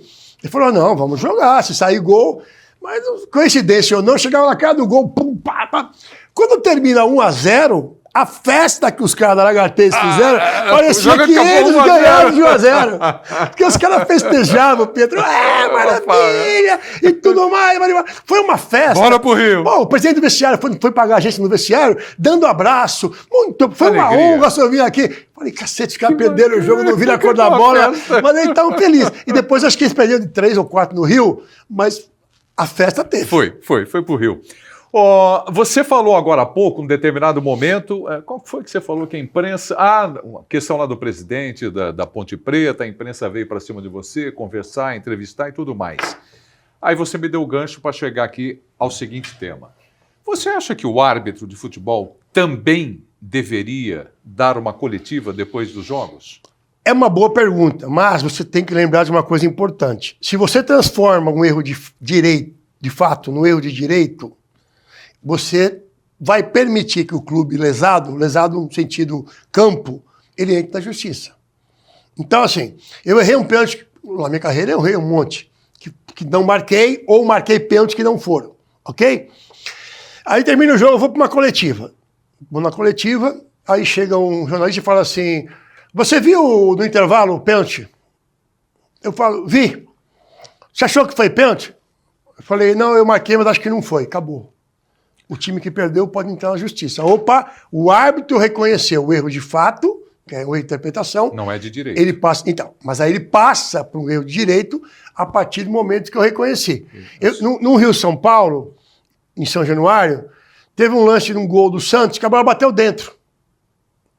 E eu não vi. Dentro do gol. Dentro do gol, desculpa. E eu não vi. Foi gol. Foi gol. Foi 4-0 o jogo pro Santos, então não teve problema. Mas quando terminou o jogo, veio o cara da imprensa... a bola bateu dentro e tal. Para mim, não. Eu aprendi isso daí, que foi um lance fantástico, com Corinthians e Rio Branco. O árbitro foi o Cerdeira, carioca. Cláudio Vinícius Cerdeira. Na época, os árbitros de fora vinham apitar em São Paulo. Isso. Né? O Cerdeira era um cara maravilhoso. Aí, o que aconteceu? Teve uma falta a favor do Corinthians, e o Marcelinho, carioca... Que não batia nada. Nada, não sabia cobrar na bola. Cobrou a falta. A bola bate no travessão, volta, passa no meio da barreira, sem tocar em ninguém. O próprio Marcelinho pega 1-0 Corinthians. Ele deu o gol. Ninguém na hora, com todo respeito, jogador de futebol também, que conhece todas as regras, você não enche a mão. A grande maioria não sabe o esporte que pratica. Ao contrário do vôlei e do basquete, que primeiro você vai para uma sala de aula aprender regra e depois você vai para a quadra, o moleque nasce, o pai dá uma chuteira para ele, vai jogar bola e acabou. Quando termina o jogo, vai todo mundo para cima do Cerdeira. Olha, não bateu em ninguém, foi 2 toques na bola. Eu era reserva do Cerdeira. O Cerdeira vira e fala assim, o que aconteceu? Não, que não bateu em ninguém. Para mim, bateu. Acabou a conversa. Ponto. Se ele fala, não bateu, eu não vi, você vai gerar a possibilidade de direito. Tá. Maior erro da sua carreira de árbitro de futebol? Você vai rir. É absurdo. Você vai rir, mas foi na Ponte Preta. Não. Foi. Não, então eu falo o segundo. Não, Ponte de novo. Ponte Preta em São Paulo. Eu fui fazer um jogo no Moisés. Eu tô falando pra você, a Ponte Preta não é brincadeira, não. Os caras acham que eu era bugrino. Hoje é o presidente que vai mandar prender você. Acho que era bugrino. Pô, jogo também com TV, quarta-noite, jogo dificílimo. O Carpegiani, o técnico de São Paulo, reclamando muito do gramado, e tava ruim mesmo, tal, um lance que eu estou... Desculpa, lá em Campinas? Lá só podia ser lá, né? Você acha que circo a Ponte Preta meu vai ser onde? Só podia ser... Hoje eu não passo nem perto do Moisés. Quando eu vou em Campinas, senão eu quebro o carro, furo o pneu, eu não corro mais risco. Entendeu? Eu não corro mais risco. Aí, tem um lance, eu estou com a visão um pouco encoberta, sim. E aí o Piá cai e pega a bola com a mão dentro da área, com as 2 mãos, cai e abraça. Eu não vi falta nenhuma. Brasileiro de 99? Eu acho que é isso. Pênalti pro São Paulo. Puta, os caras da Ponte... Quando eu chego em casa, há uma falta claríssima do Raí. O Raí toca na perna do Piá. Do Piá. E o Piá cai por causa disso e pega a bola com a mão. Tá? Só podia ser da Ponte Preta, né? Quer dizer, já foi mais um karma para sair de lá, e mais não sei o que lá. E tinha a Conceição. Conceição não, como é que ela chamava? Desculpe. Conceição era do Corinthians, torcedora símbolo. A torcedora lá, ela faleceu não já. Lembro o nome dela, não lembro. Me perdoe, a torcedora da Ponte aí, mas... e ela era uma figura. E ela gostava de mim. Então, quando eu chegava na Ponte, ela me dava beijo, ela me abraçava. Uma vez ela me deu uma fita da Ponte Preta, né? Aquele dia para sair... na porta lá fora. Vamos pegar o carro, que é na rua de cima do estádio ali, né? Eu nunca mais vou te abraçar e nem beijar. Eu achei que você fosse meu filho. E não sei o que. Então, assim. Meu filho! Tinha que ser a Ponte Preta. Seu filho! Foi. Ela mudou o meu filho pro seu filho. Aliás, como é que você decidiu ser árbitro de futebol? Você queria ser jogador, não? Não, essa tem tese... muito disso, né? Não, tem uma tese. O cara que não consegue jogar futebol vai ser árbitro. Não. Nada disso. Quando minha família gostava muito de futebol, gosta muito de futebol. E eu jogava muito... Hoje é futebol de mesa, né? Tá tudo glamorizado, botar um chantilly em cima. Na época era futebol de botão, eu jogava no chão de casa. Eu fazia campeonatos e com 10, 12 times, eu mesmo adorava passar o domingo ouvindo o Fiore Gilotti narrando. Nossa, né? Que delícia. E jogando... Cadeia verde e amarela. E jogando no chão da sala, futebol de botão. Eu não sei por que o Palmeiras era sempre campeão, mas fora isso tá tudo certo, era coincidência. Era coisa de arbitragem. E aí, coisa de arbitragem. Mas eu apitava os jogos. Então, desde criança, eu apitava. Ah, você já curtia. Quando eu fui para a Várzea jogar bola no antigo Parque do Povo, que hoje não existe mais, hoje é tudo menos do Povo, no Itaim Bibi. Era na Marginal. Eram os times ali bem de população carente e tal, e me agradava o Itaim Bibi, que era um pessoal mais elitizado. E quando eu não estava jogando, eu jogava no Flor de Itaim Bibi. Quando eu não estava jogando, o pessoal falava, me chamavam de Marola, eu jogava no gol, que eu parecia com o Fildermundo Marola. Marola. Que eu converso com ele, inclusive, pelas redes sociais, um cara muito legal. E aí eu estava lá, apitando, os caras falavam, apita aí e tal, eu apitava. E um dia, quem estava lá era o Almir Laguna, que faleceu há uns 2 a 3 anos atrás, foi um grande árbitro do futebol brasileiro. Ele me viu e falou assim, escuta, Marola, você gosta de apitar, né? Eu falei, gosto. Ele falou, por que você não aprende? Até hoje eu não sei se ele quis dizer aprende para poder evoluir ou que eu não sabia nada. Não sabia nada. E eu fui levado por ele para a federação. Não, ele queria tinha e aconteceu uma coisa, por isso que eu falo que eu acredito que as coisas têm que ser como tem que ser. Quando eu cheguei na federação, já tinha começado o curso de árbitros na federação. Que ano isso? 90. Já estava na regra 3, então não podia começar. Mas o sindicato dos árbitros estava começando o curso dele. Aí o Laguna falou, faz o do sindicato para te dar uma base, ano que vem você faz da federação. Só que naquela época, quem mandava jogos da Copa São Paulo era o sindicato, não era a Federação Paulista. Era o sindicato em parceria com a Secretaria Municipal de Esportes. A federação ainda não estava, não era o torneio dela. Qual foi o resultado daquilo? Me escalaram, o Laguna falou que eu sabia apitar, Botafogo do Rio e Corinthians, no Anacleto Campanella, um jogo à noite. Eu falei, gente, mas assim de cara, você vai lá, você toma... Beleza, resultado. A TV Gazeta mudou o jogo para as 3 da tarde para passar ao vivo. Me avisaram correndo, eu corri para o Anacleto, 1-0 para o Botafogo do Rio, e a federação viu e autorizaram que eu começasse na regra 3. Olha aí, que legal. Coisas do destino. Que bacana. Seu ídolo da arbitragem tem? Assim, opa, Dulcídio Vanderlei Bosqueira. Dulcídio Vanderlei Bosqueira. Porque ele não foi FIFA, não que eu acho que os outros tenham feito parte do sistema, mas ele é um cara que sempre questionou o sistema, né? Como ele questionou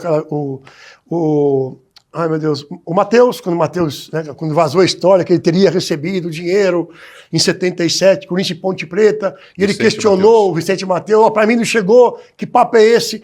Então ele questionava alguns dirigentes e talvez tenha sido o primeiro a questionar a imprensa. Que eu lembro de um jogo do São Paulo, um Palmeiras e Corinthians no Morumbi, que ele foi muito questionado de um lance penal, e ele falou, repórter, tudo bem, mas você está dizendo que não foi o que eu marquei. Tá bom. O que diz o texto de regra? Aí eu quebrou o cara, porque o repórter não sabia o que responder. Sabia. Tá? Então, assim, eu tive ele como ídolo, sim. Ele era muito bom, né? Ele era muito firme, bom. Né? Eu tive infelizmente, eu estive no velório dele, né? Poucas pessoas, o pessoal fala, Ele era corintiano, ele foi enterrado com a bandeira de São Paulo no caixão. Ele era São Paulino. Ele era São Paulino? São Paulino. E ele era policial militar? Ele foi policial civil e depois militar, ou primeiro militar, depois civil. Mas era um cara muito, muito reto, eu gostava muito dele. Um cara competente, eu lembro muito bem. Ele teve o quê? Um sobrinho? Assistente. Assistente eu acho que ainda ou jogador? Não, tem um Bosquilha que jogava no Inter, não é isso? No São Paulo, se eu não estou enganado? No São Paulo, mas tem um assistente também aqui no Brasil, que é Bosquilha, acho que é sobrinho dele, coisa parecida. Mas olha, tem que ter uma carreira para poder, igual, é que nem uma vez que encontrei com a esposa da Emília Guia, que ela sempre falou para mim assim, olha, meu filho está jogando no Palmeiras e ele é melhor que o pai. Eu falei, minha senhora, se seu filho jogar 10% do pai... Quem era o pai? Quem era o pai? A da Emília Guia.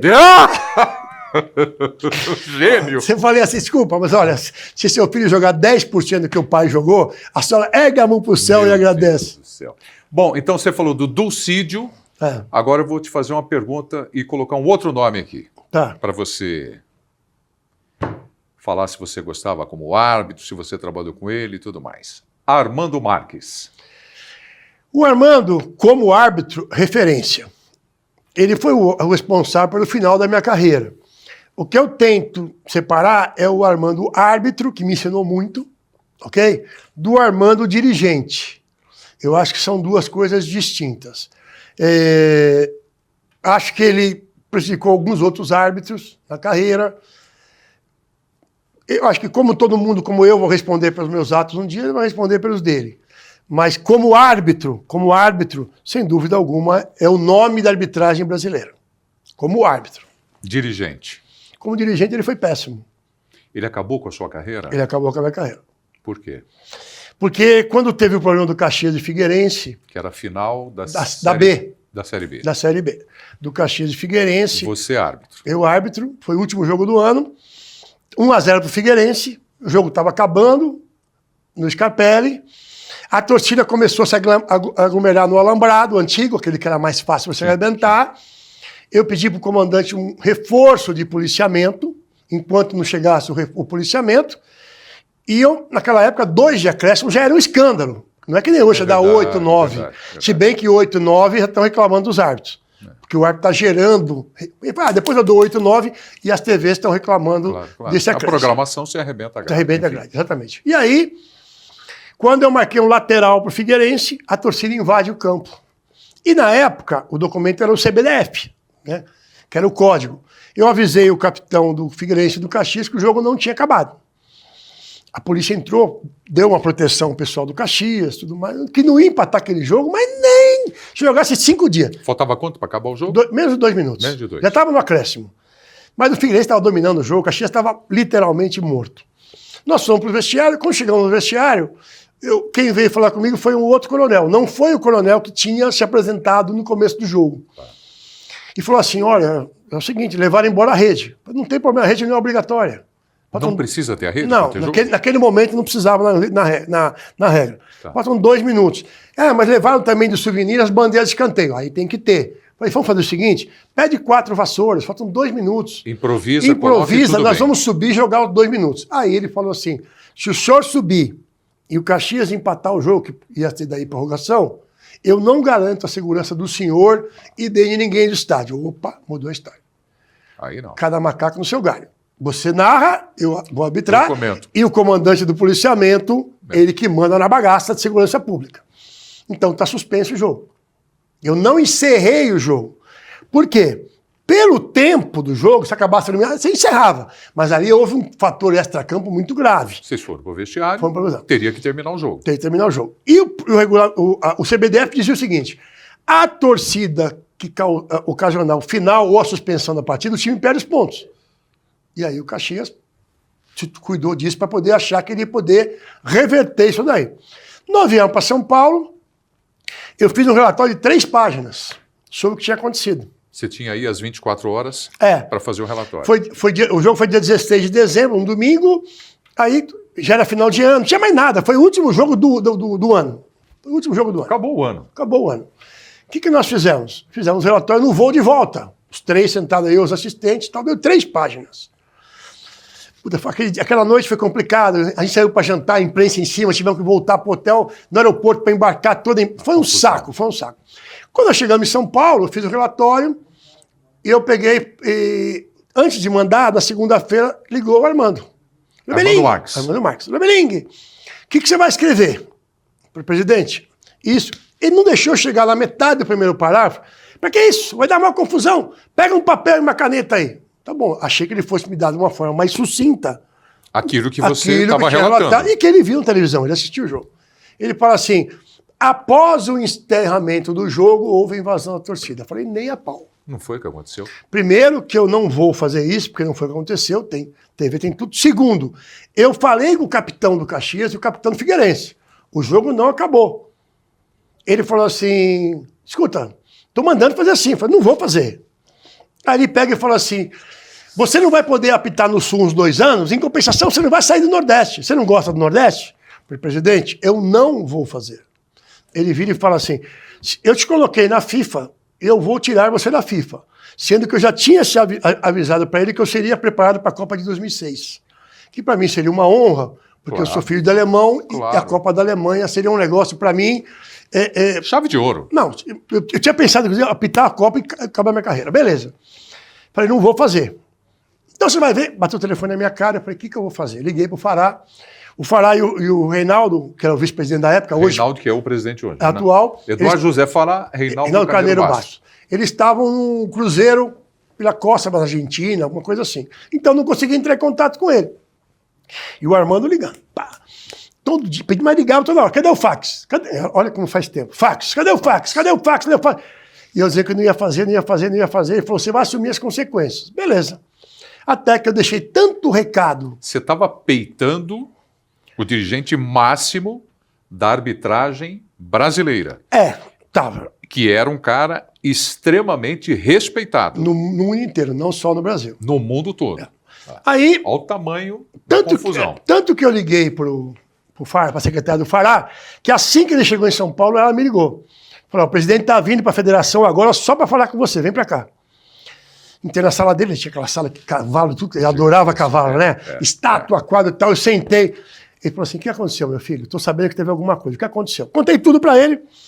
Ele chama o Reinaldo na sala, o Reinaldo fica de pé aqui do lado. Ele liga para o Rio de Janeiro e fala com o Ricardo Teixeira. Presidente da CBF. No Viva Voz. Dando murro na mesa. Você está pensando o quê? O Armando está pensando o quê? Futebol é dele?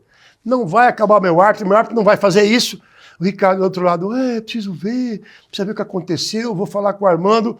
O Fará desliga e liga para o Luiz Sveiter, que era o desembargador, presidente do Supremo Tribunal de Justiça Esportiva.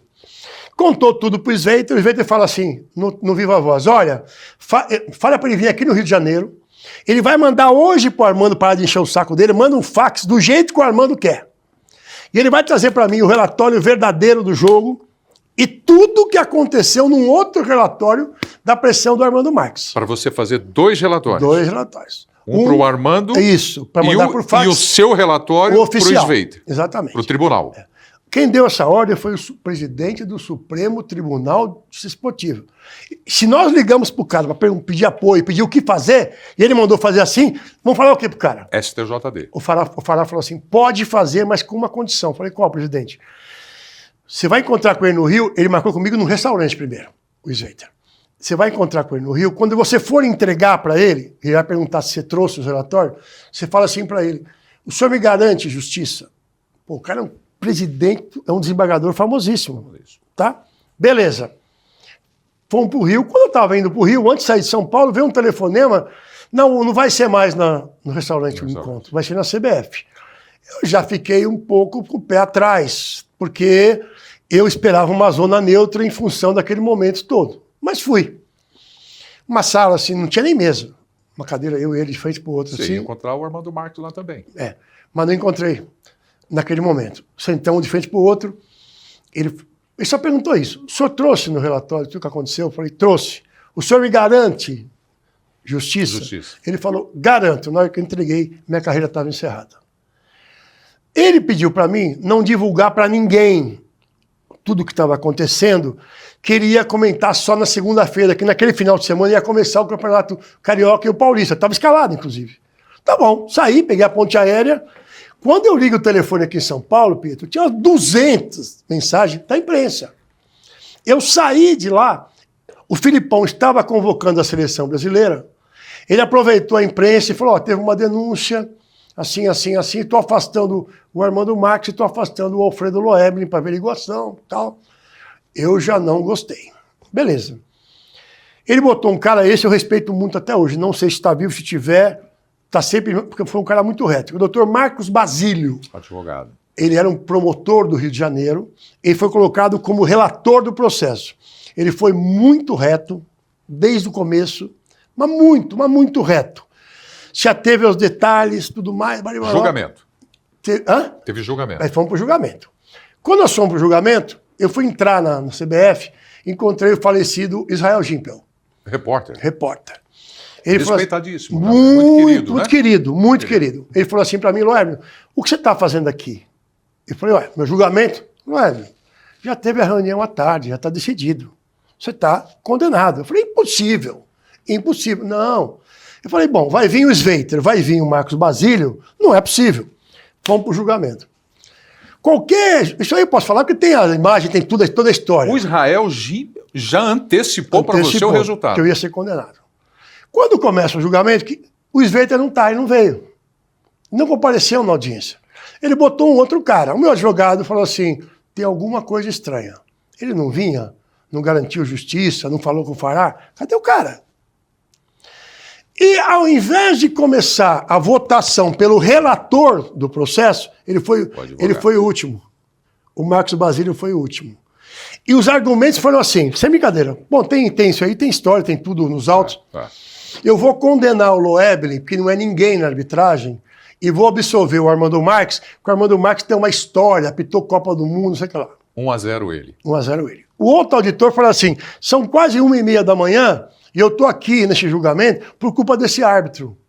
2-0 ele. Resultado, estava 8-0 para o Armando. Já estava condenado. Estava condenado. E aí, mas todos pediram uma punição minha de 6 meses. Aí vem o doutor Marcos Basílio e fala assim, no voto dele. O último? Tá bom, o último, hein? Foi. Tá bom, o árbitro já está condenado, o Armando está absolvido. Eu queria deixar uma pergunta para todos aqui. É mentira do árbitro? O que ele ganharia fazendo isso? Ele é o árbitro cotado para a Copa de 2006. O que ele ganharia fazendo isso? Então eu condeno o Armando, hoje ficou puto, que ele queria 9-0. Vou condenar o Loebling, que eles me condenaram porque eu entreguei 2 relatórios. Vou condenar pela entrega dos relatórios, dos 2 relatórios. E como o Sveiter não estava lá, meu advogado não pôde falar, ele que pediu para entregar 2. Beleza. Quando termina o julgamento, estava muito abalado, falei, bom, 6 meses, vou voltar no Brasileiro. Encontrei o Israel Gimpel de novo. Ele falou, como é que você está? Eu falei, olha, eu estava casado há 3 meses, Pedro. Eu falei, estou muito preocupado com a minha esposa, a notícia está andando no rádio em São Paulo, preciso ligar para São Paulo urgente, minha mãe também está acompanhando. Ele falou assim, o que você vai fazer da sua vida? Eu falei, não, vou ficar 6 meses parado. Ele falou, que 6 meses parado? Eles acabaram com o árbitro. Agora precisa acabar com o homem. Eu não tinha entendido aquilo que ele tinha falado.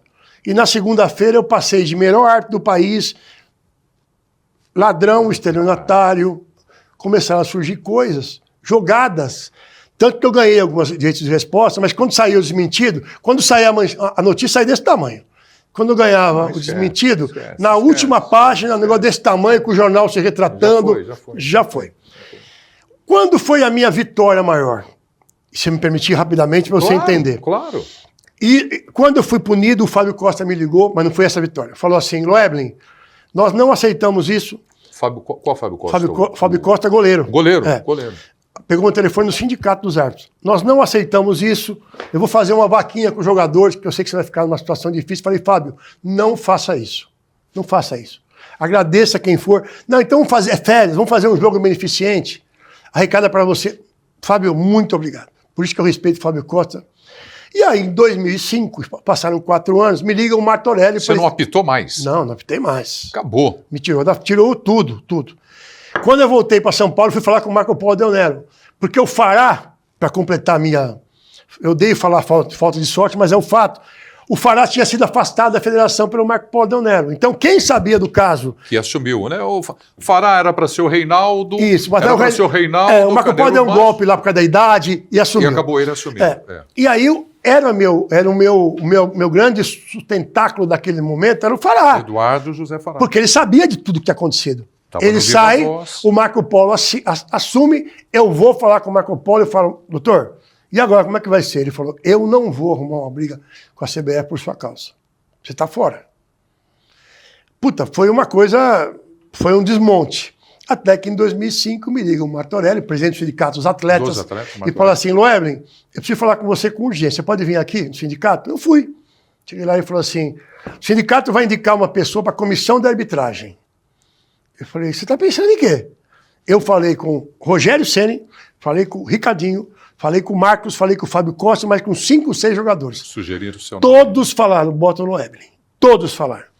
Eu falei, gente, você vai arrumar uma confusão com o Marco Polo e com a CBF. Ele falou, você quer ou não quer? Eu falei, quero. Puta, ali foi sensacional. Porque eu dei a minha volta. O Armando ficou uma pistola no Rio de Janeiro. A comissão de São Paulo não queria aceitar. Mas assim, foi uma resposta ao sistema. Foi uma resposta ao sistema. Hoje, quando você olha para trás, você mais experiente e tudo mais, você teria alguma atitude diferente? O que derrubou você? A postura do Sveiter, como você colocou, o fato de 2 relatórios, um na mão do Sveiter, o outro para o Armando Marques. Que avaliação você faz hoje de tudo que aconteceu, Loeblin? Eu faço um parâmetro muito grande, Pedro, com o que acontece no dia a dia do Brasil, sem entrar na questão política partidária. Tá? Ok. O Brasil, historicamente, ele é um país, não é um país sério. Acreditar na justiça brasileira é muito difícil. E a justiça esportiva é a mesma coisa. O sistema, ele é enraizado de uma tal maneira que ele jamais vai punir aquele que comanda. Né? Isso já vem da FIFA. Você acha que a FIFA quer uma final de Copa do Mundo Macedônia e Bolívia? Você acha que tiver uma punição Brasil e Bolívia, vai punir o Brasil? Então, o sistema, em vários segmentos da sociedade brasileira, hoje, ele pega muito pesado. Esses dias eu estava no shopping, veio um rapaz e falou assim para mim, com uma criança, um menino de 10 anos, dá licença, você é o Loeblin, né? Eu falei, não fui, eu sou o Alfredo agora. Já tô gordo, careca, Loeblin não sou mais. Ele falou assim pro filho dele assim, olha, esse moço aqui, ele falou a verdade, acabou com a carreira dele, mas eu quero que você faça o que ele fez. Seja qual for a consequência, conte a verdade. Quase que eu olhei pro garoto e falei, cuidado que você mora no Brasil. Então, assim, eu fico muito preocupado, honestamente, porque se isso acontece no futebol, eu acho que acontece em outros segmentos. Né? O poder, ele é muito pesado. Né? Se você perguntar, você faria tudo a mesma coisa, de novo? Por aquilo que eu aprendi do meu pai e da minha mãe, eu faria. Sim. Mas se eu falar para você que eu nunca questionei essa decisão, eu vou estar mentindo. Porque a sua carreira foi para o vinagre. Se eu fizesse o que ele pediu, eu não tenho dúvida que eu estaria na Copa de 2006, como já tinha sido acordado. A Copa dentro do esquema todo. Do sistema. Só que no futebol, como em alguns outros segmentos, se você fizer uma vez, você vai fazer sempre. Então essa é uma visão que eu tenho. Se eu cedesse a colocar tudo aquilo que eles queriam que eu colocasse no relatório, a partir dali, qualquer jogo que você precisasse de alguma coisa, isso, vai o Loeblin. Está na mão. Está na mão. É isso aí, eu entendi. A gente tem aqui, para encerrar o programa, na última parte, um quadro chamado Bate Pronto. Tá. Esse é moleza imagina. Para quem apitou no Moisés Lucarelli. Essa tia da Ponte que está acompanhando já vai fazer fila, né? Moleza. Temos aí sugestão de Bate Pronto, gente? Tem? Vamos lá. Eu vou te dar um nome, você me fala se ele era resenha ou reclamão. Tá. Pode ser? Opa! Ok? Vamos lá. Marcão, goleiro. Pô, resenha total. Parceiro. Rogério Ceni. Resenha, mas não era resenha igual o Marcos, era mais controlado. Ronaldo Giovanelli. Ah, não, esse não é resenha, não. Esse não é resenha, não. Isso é reclamão. Capitão do Penta. Cafu.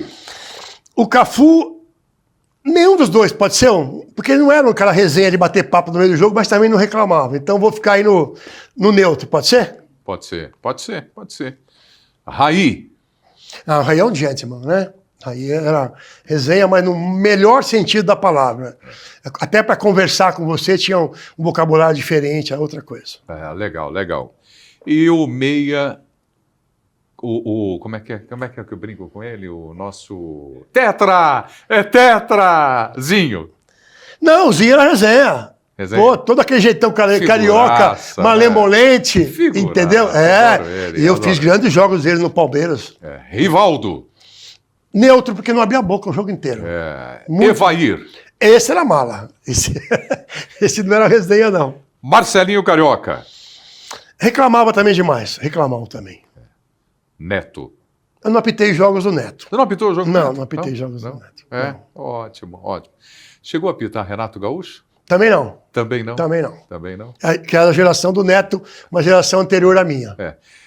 Quem é que você poderia aqui hoje, para a gente encerrar, apontar o cara mais legal, mais sensacional, que você abraça, amigo, querido, da sua história vinculada no meio do futebol? Arbitragem, futebol, enfim. O amigo, o cara que você fala, pô, eu não posso deixar de homenagear esse cara hoje aqui. Eu vou voltar na questão do Marcão. Marcão goleiro. Marcão é um cara...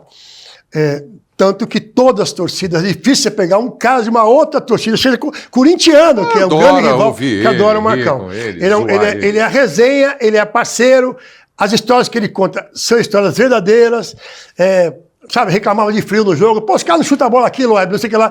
Cafezinho. A calda do cafezinho é verdadeira, né? Rapidamente, cafezinho, ele tomou um cafezinho durante o jogo. E depois do Palmeiras perdeu pro Bolívar lá, os jogadores do Bolívar ficavam imitando o cafezinho. Loebrin, olha, que programaço, cara. Muito obrigado. Obrigado. Papo legal, descontraído. Você me ensinou muito, muito, sem dúvida, de arbitragem, curiosidade. Para mim e para quem está acompanhando, coisas que a gente quer saber, esses bastidores que encantam, né? Quem gosta, quem é apaixonado por futebol. Obrigado. Suprema Bet e aqui recebendo hoje Alfredo Santos Loebrin. Obrigado, meu irmão. Obrigado. Uma honra estar com você aqui. Prazer todo meu. Valeu. Pessoal, obrigado pela companhia. Na próxima semana, vamos receber mais uma fera, outra grande personalidade aqui no Café com Prieto. Até a próxima, turma.